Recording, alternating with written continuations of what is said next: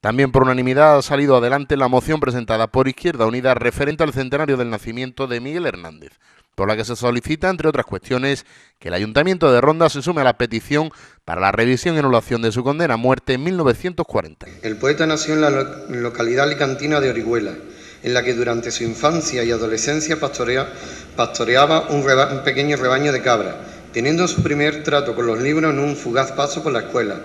A los 15 años tuvo que dejar los estudios para retomar su trabajo de pastor, pero el breve periodo académico suscitó en él una pasión por la literatura que ya no le abandonaría nunca. Poeta, periodista y dramaturgo autodidacta, su lírica subyugó a los creadores literarios más destacados de la época, como Federico García Lorca, Vicente Alessandri y Pablo Neruda, entre otros. Actualmente Miguel Hernández se le considera uno de los más universales y mejores poetas del siglo XX. Miguel Hernández forma parte del patrimonio cultural de la humanidad. Su poesía sigue siendo la palabra en el tiempo para denunciar la injusticia y luchar por la libertad. Él no entendía el papel del poeta y del intelectual si no estaba arraigado en un compromiso social y político. No desertó nunca de su clase social, de su condición de campesino pobre, ni del poder transformador de la palabra. Miguel Hernández nos ofrece en su poesía un ejemplo de valor y pureza para seguir llamando a las cosas por su nombre y hacer de la palabra, como él hizo, un instrumento revolucionario que sacuda las conciencias. Miguel Hernández es un ejemplo de poeta comprometido con los trabajadores, con los valores de la persona, con la libertad, la justicia y con el gobierno legítimo de la Segunda República Española. Su militancia comunista, su compromiso con el pueblo y con los ideales de progreso, justicia y cultura le hizo ganarse el apelativo de poeta del pueblo.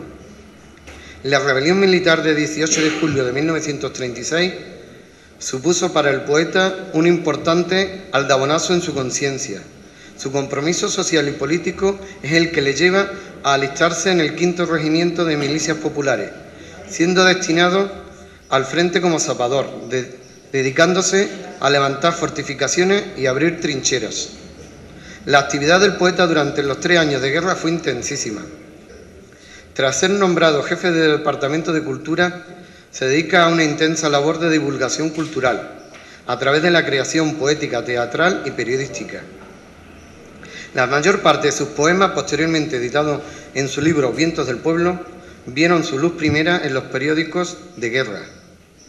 Terminada la guerra, la derrota del ejército republicano supone una tremenda desbandada, una amarga confusión de persecuciones y represalias en la que Miguel Hernández queda envuelto. Pretende que lo acojan en la Embajada de Chile sin éxito, por lo que busca el medio de salir del país por la frontera portuguesa. Ingenuo recurso conociendo el carácter del régimen fascista de Salazar, cuya policía lo devolvió a la Guardia Civil de Rosal de la Frontera. Pasó por las cárceles de Huelva, Sevilla y Madrid.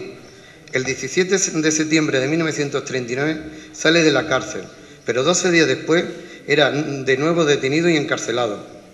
El 18 de enero de 1940 se sometió a Miguel Hernández a un juicio sumarísimo por rebelión contra el movimiento fascista y el Consejo de Guerra Permanente número 5 le condenó a muerte. Posteriormente, el recurso de gracia le conmutó la pena por la de inferior en grado, la de 30 años de prisión. El poeta fue trasladado a la prisión de Palencia en septiembre de 1940. En noviembre lo trasladan al penal de Ocaña, Toledo, y en junio de 1941 fue trasladado a la cárcel de Alicante.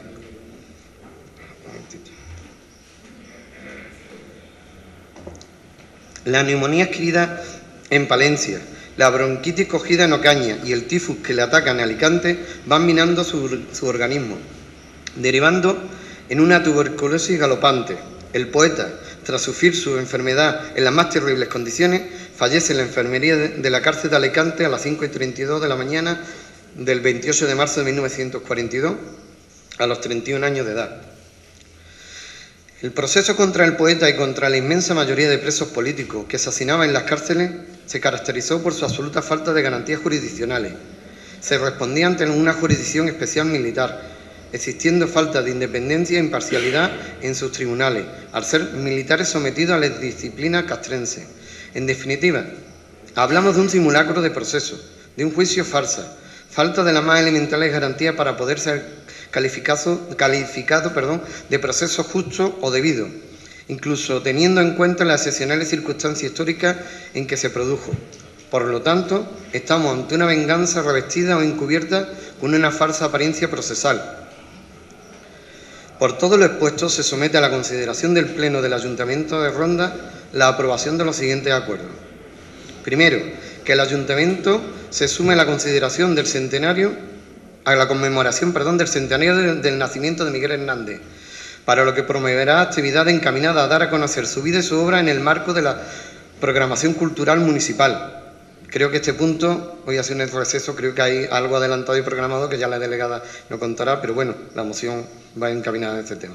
Segundo, apoyar a la familia del poeta y a las instituciones y asociaciones en su petición ante el Tribunal Supremo para que se revise su proceso penal y se anule definitivamente su condena. Tercero, trasladar estos acuerdos al Parlamento andaluz, al Congreso de los Diputados, al presidente del Gobierno de España y al Consejo General del Poder Judicial. Si me permite, señor alcalde, aunque sé que la voy a destrozar, pero voy a leer, si me permite, la última estrofa de un poema de Miguel Hernández que se llama Sentado sobre los muertos. Sé que la voy a destrozar y pido disculpas ya de antemano. No, tampoco.